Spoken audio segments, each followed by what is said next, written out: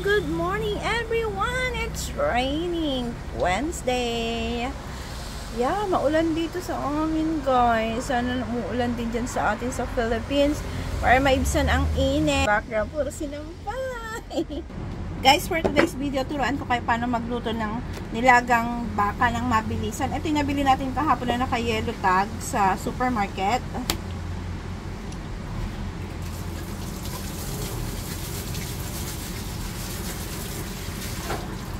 Kailangan lang natin siyang panipisan para lalo siyang mabilis lutuin. Nawash ko na pala to siya guys ha. Time check 7 o'clock. Si Papa may pasok siya ng 9. So kailangan natin matapos ito ng mabilisan. Remember, this is beef nilagang baka. Pero with me para makita nyo kung paano ako mag-prepare ng mabilisan. Tapusin ko lang siya guys. Alright, ano na natin siya guys. Slice na lang natin siya ng strips.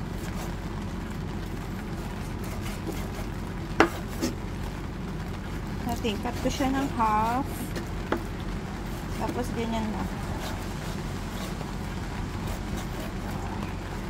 Lutong bahay lang naman to guys, hindi naman to paninda, kaya okay lang yan, ganyang sizes niya para mabilis talaga siyang lutuin or ilaga.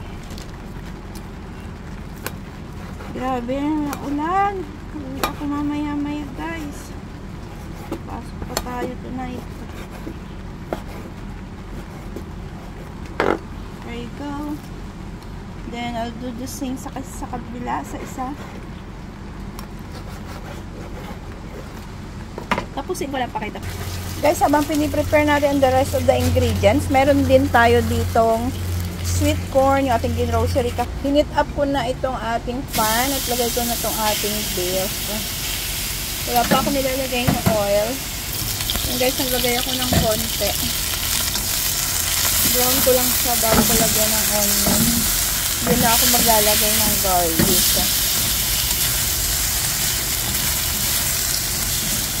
Para hindi masayang yung time habang nagsislice ako nun, at least pinapalambot ko na muna ito pag ma-fry ko na siya ng bahagya. Lagyan natin siya ng konting pepper. Sorry, shaky yung kamay. Lagyan natin ng konting paminta.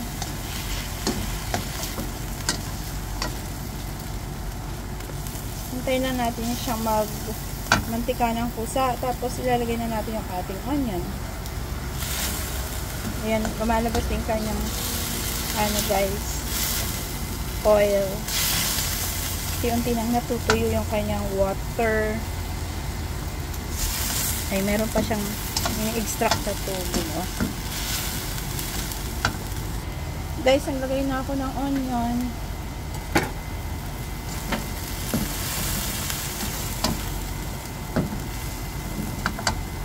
Maglagay na rin tayo ng patis.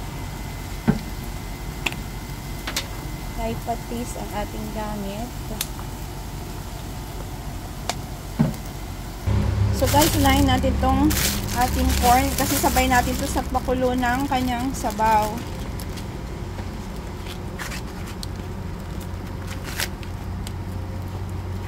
Sweet corn ito siya. Wash ko lang muna siya guys.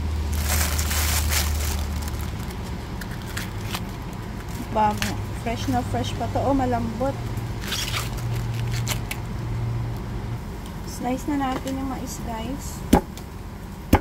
Ganyan lang kalalaki.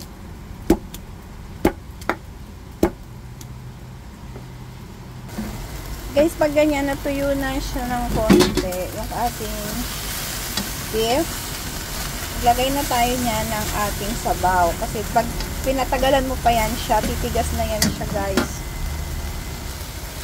Alright, lagay na tayo ng sabaw.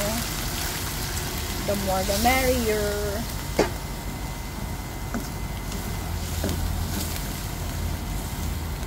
Pag kumulo yan, pwede na nating i-drop yung ating corn. Alright, tapusin ko lang itong slice ang mais. So, ganito lang siya, guys. Hello, guys. Nakakatakot. Tingnan nyo, hindi yan na makita yung daan. Sobrang pagi na dito. Doon, tignan nyo. Wala. Waiting hours sa bawang pumulo. Slice din natin muna itong ating patatas.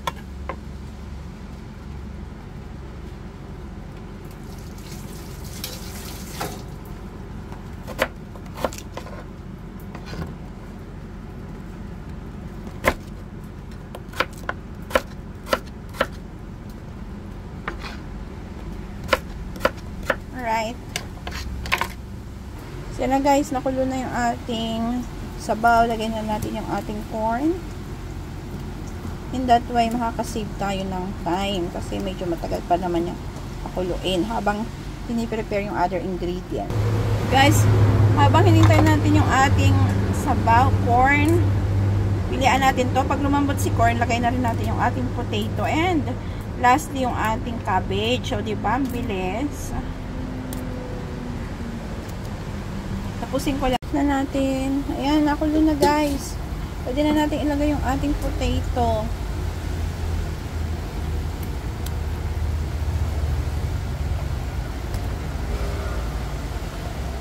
See that? Oh my god. So, yummers.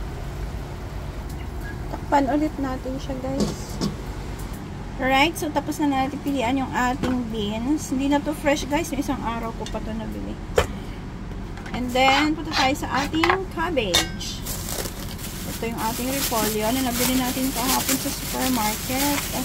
Sorry for the sounds. Wash ko lang muna yung half. Guys, slice na natin yung ating repolyo.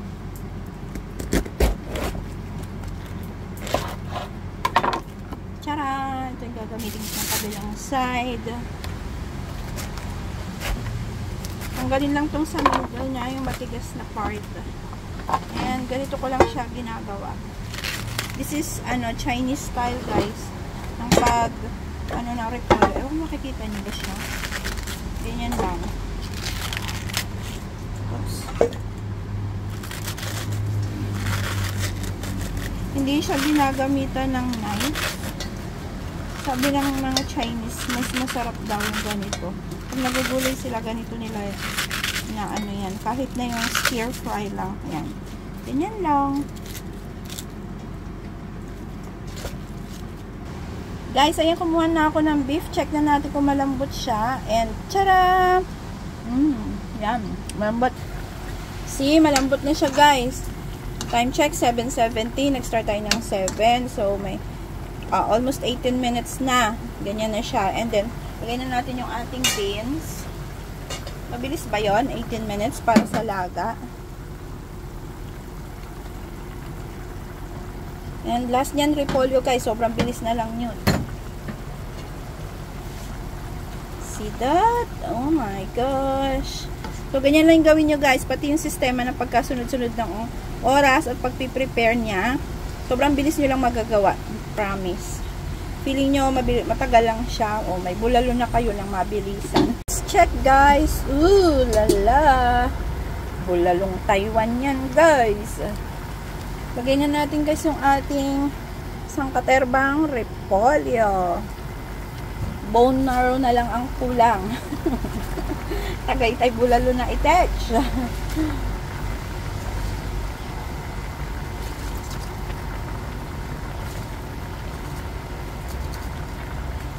Sarap. Maulan kasi yung panahon dito sa amin ngayon guys. Kaya pakain natin si Mek na bonggang sabaw. At matagal ko na rin siyang dinalulutuan. Ang ganyan. Yeah.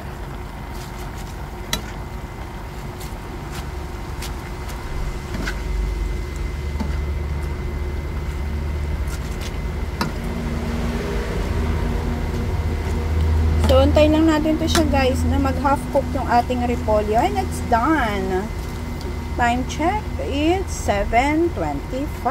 Oh, 25 minutes. Not bad for waiting. Guys, almost cooked na siya. Ready to serve na. Maganda yung medyo crispy pa yung kanyang repolyo at yung beans medyo okay yan. Huwag masyadong overcook, hindi na siya masarap. Tapos ito, perfect. Oh, malambot. Nakikita nyo? Super lambot na ng potato. Okay na yan guys, turn off the fire. Kain na po tayo. Ito ang bulalo ng Taiwan. Cherry Chan Taiwan Warrior version. Try nyo guys. Perfect yan sa malamig na panahon. Hindi na ka na dumayo sa Tagaytay. Guys, si Papa nagsalok na siya ng aming bulalo, ano yan? Bulalo Taiwan version. Hindi na kailangan pumuntang Tagaytay guys. Bulalo ni Cherry. Kasi mainit pa. Ay, malamig ang panahon dito. So, yan na guys. Ginuha na ni Papa. At ito na yung aming rice. Kain na tayo pa.